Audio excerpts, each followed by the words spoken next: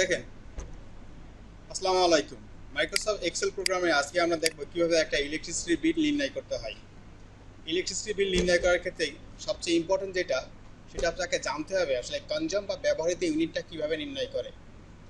Electricity bill নির্ণয় হয় আপনার গত মাসের বিল এবং বর্তমান মাসের বিল এই দুটোর বিয়োগফল, যেটাকে আমরা ব্যবহৃত ইউনিট বা কনজিউম ইউনিট বলে থাকি। আমরা একটা শীট তৈরি করলাম এরকমভাবে। ওকে, এই শীটে এখানে কোনো হিসাব নিকাশের কাজ এখনো শুরু হয়নি। এবার আমরা হিসাব নিকাশের কাজ শুরু করব। এটা আমার প্রিভিয়াস ইউনিট, অর্থাৎ গত মাসে আমার মিটারে কত শো করছিল আর এই মাসে শো করতেছে কত। তাহলে এই দুটোর বিয়োগফল হবে আমার কনজিউম ইউনিট বা ইউজেস ইউনিট। সমান সমান এদের বিয়োগ করি, বড়টা বিয়োগ চিহ্ন ছোটটা। এবার এন্টার দিলাম, ফলাফল চলে আসলো। বোঝা গেল এই ভদ্রলোক যিনি কাস্টমার নাম্বার সে ব্যবহার করছে 418 ইউনিট। ওকে, এখন তার বিল দেওয়া লাগবে কয় টাকা করে তাহলে? কারণ আমরা জানি যে ইলেকট্রিসিটি বিল সাধারণত একটা ধাপে ধাপে দেওয়া হয়, হয়তো 100-র জন্য একরকম, 200-র জন্য একরকম, এরকম কিছু ধাপ নির্ণয় করা হয়েছে। দেখেন দেখেন আমরা কিছু ধাপ বানিয়েছি এখানে। 500 বা তার উপরে হচ্ছে 11 টাকা, 400-র উপরে 9 টাকা, 200-র উপরে 6 টাকা, 75 5 টাকা, 0-র উপরে হচ্ছে 4 টাকা। ওকে, এখানে যা বলেছি আমরা ঠিক সেই কাজগুলো এখন করি। আমরা বলেছি প্রথমেই যদি আপনার এই ব্যবহৃত ইউনিট বা কনজিউম ইউনিট 0 ইউনিটের উপরে হয়, 0 ইউনিটের উপরে হয় তাহলে দেওয়া লাগবে 4 টাকা। যদি অঙ্কে শুরু করতে হলে সমান সমান দেওয়া লাগে, সেই সমান সমান দিলাম। তাহলে যদি এটা ইফ ফাংশন, এই ফাংশনের পরে ফার্স্ট ব্র্যাকেট হয়, তাই বাইরে ফার্স্ট ব্র্যাকেট দিলাম। ব্যবহৃত ইউনিট আমরা সবসময় সেল ধরবো, কিন্তু যদি ব্যবহৃত ইউনিট গ্রেটার দেন 0 হয়, এটার মানে কিন্তু 0-র উপরে মানে হচ্ছে 1 থেকে শুরু হবে, কত থেকে কত পর্যন্ত শেষ হবে তা কিন্তু আমি থামাইনি। 0-র উপরে হয় তাহলে কি হবে, এই ভদ্রলোকের বিল গুণ 4 টাকা গুণ হবে তার সাথে। এবার এইটুকু আমরা চেক করে দেখবো। সবসময় অঙ্ক করার সময় এক্সেলে ছোট ছোট কাজগুলো চেক করবেন। এইটুকু আমরা চেক করি, এন্টার দিলাম, আমার ফলাফল এসেছে। কিভাবে এসেছে? যেহেতু এই 418 ইউনিট 0-র উপরে আছে, তাহলে সে 4 টাকাতে গুণ করে নিয়েছে। 4 টাকাতে গুণ করলে 418 1672 টাকায় হয়। আমি এবার ভাগ করবো আরো কিছু, 75 জন্য আর একটা ভাগ করবো। এবার যখন কাজ করেছে এইটুকু আমরা ব্লক করবো। এই ব্র্যাকেট বাদ দিলাম, একটা কমা দিলাম, জাস্ট ব্লক করলাম সমান সমান আর 1 পর্যন্ত। এই হোম মেনু কপি, শেষে এসে পেস্ট করি। এখানে আমরা 0-র পরিবর্তে এবার বলি 75 ইউনিট। এবার দিলাম এটাকে 6 টাকা দিলাম, আবার পেস্ট করি। যে খেয়াল রাখবো যেন আমার সমান সমান কোনো কমাটা মুছে না যায়। এবার 75-এর পরে ধরুন আমি বানাবো হচ্ছে এটা ছিল 200 ইউনিট, এটা দিলাম ধরুন, এটা দুঃখিত, এটা 5 টাকা ছিল আমার, এটা 5 টাকা, এটা দিলাম আমি 6 টাকা। তারপরে আবার কন্ট্রোল ভি অথবা এই পেস্ট, তারপরে হচ্ছে 409 টাকা, এবার আবার পেস্ট, এবার আছে 500, এটা দিলাম আমি 11 টাকা। এই শেষের কমাটা অবশ্যই মুছে দেবো, কারণ অঙ্ক যতক্ষণ থাকে ততক্ষণ কমা দিতে হয়, অঙ্ক না থাকলে আর কমা দেবো না, বাস কাজ শেষ। এবার শিফট চেপে আমরা ব্র্যাকেট দেবো যতক্ষণ কালো না হবে। কালো ব্র্যাকেট হলে বুঝতে হবে আমার শর্তে সবগুলো ব্র্যাকেট দেওয়া শেষ হয়ে গেছে। এন্টার। কোনো কিছু কি আসলো? সেই 472ই আসলো কিন্তু আমার, তাই না? কোনো রকম চেঞ্জ হয়নি কিন্তু। তাহলে হিসেব অনুযায়ী এটা কোন ঘরে থাকার কথা? 9-এর ঘরে না?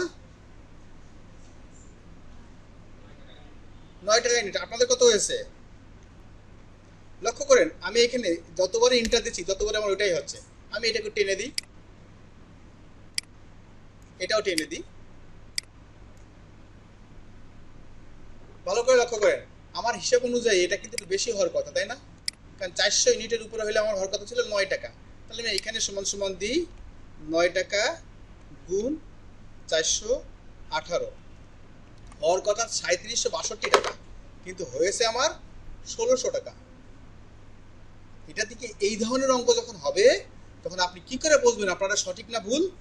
মনে রাখবেন, মাইক্রোসফট এক্সেলে যদি গাণিতিক কাজ করেন, বিশেষ করে ইফের ফাংশনে, তাহলে বড়টা আগে হবে আর ছোটটা শেষে হবে বা পরে হবে। এবার জাস্ট উল্টাই দেবো। দেখেন আমরা এইখানে জাস্ট এখানে এটারে আমি 500 ইউনিট দিলাম, আর এখানে 11 টাকা,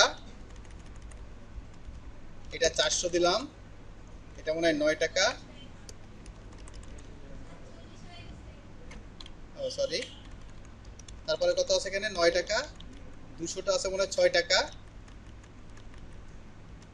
এটা আছে 75 ইউনিট নাকি 76 ইউনিট, 75 ইউনিট, 75 ইউনিট হয়েছে হচ্ছে 5 টাকা, আর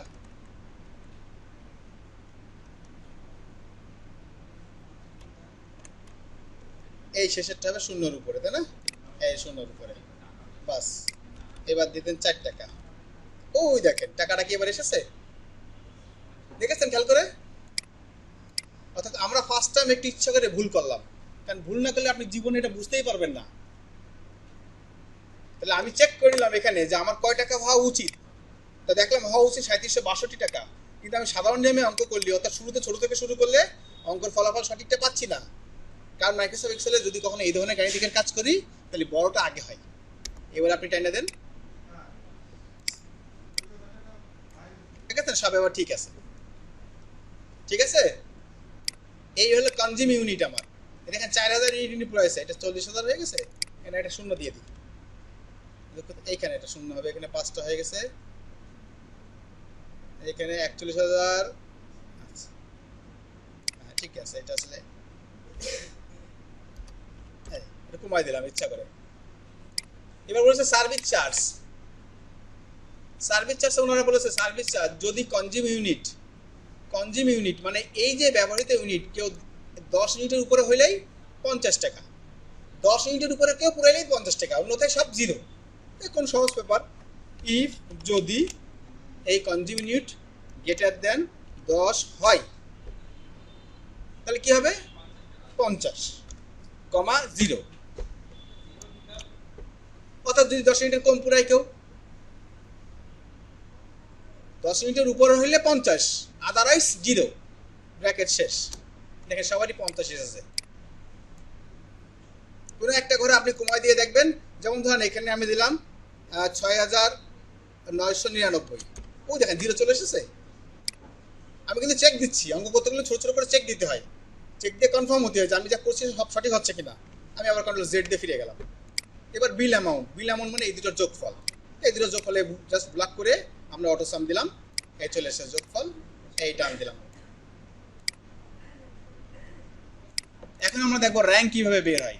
র্যাঙ্ক মূলত আসলে কোন সংখ্যার একটা আনুপাতিক রেশিও।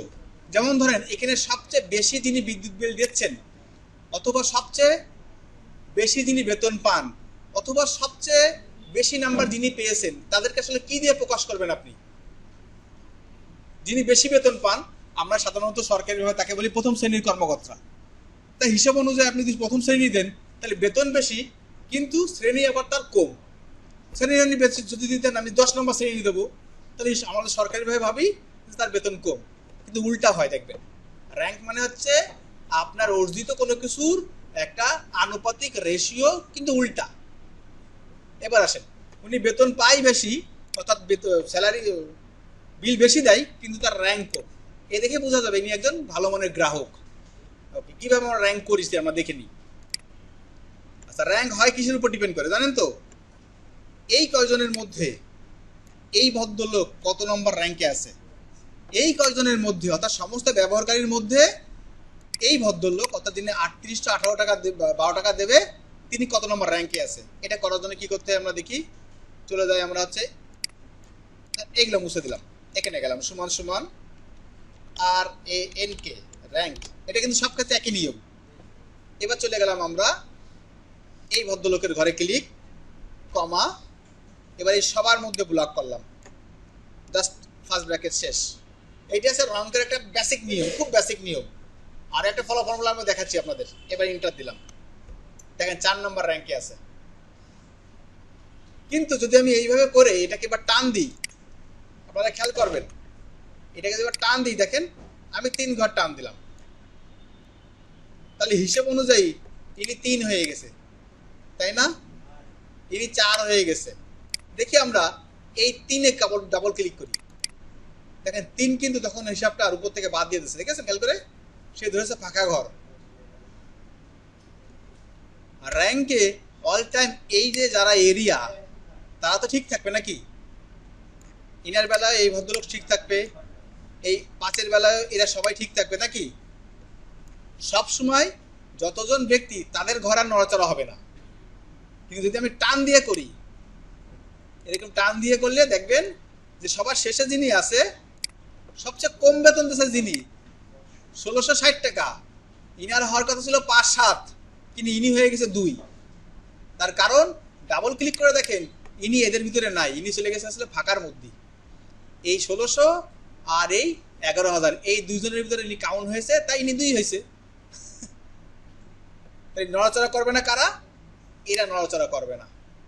র্যাঙ্কের সূত্র সব ঠিক আছে, শুধু আমরা এটাকে এতক্ষণ বলেছি রিলেটিভ সেল অ্যাড্রেস।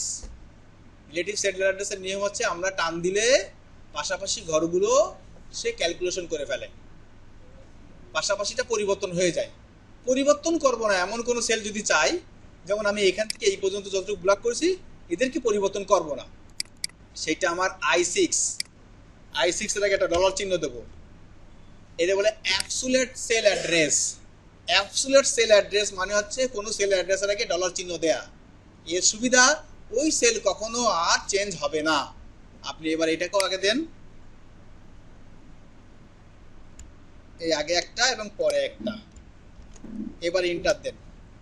আপনি এবার এটাকে বড় টান দেন এবং শেষেরটায় এসে আবার যেখানে একটা ক্লিক করেন, দেখেন সব ঘুরে ঘুরে ওইটুকের মধ্যেই আছে, নিচের দিকে আর যায়নি। এই আছে অ্যাবসলিউট সেল অ্যাড্রেসের সুবিধা।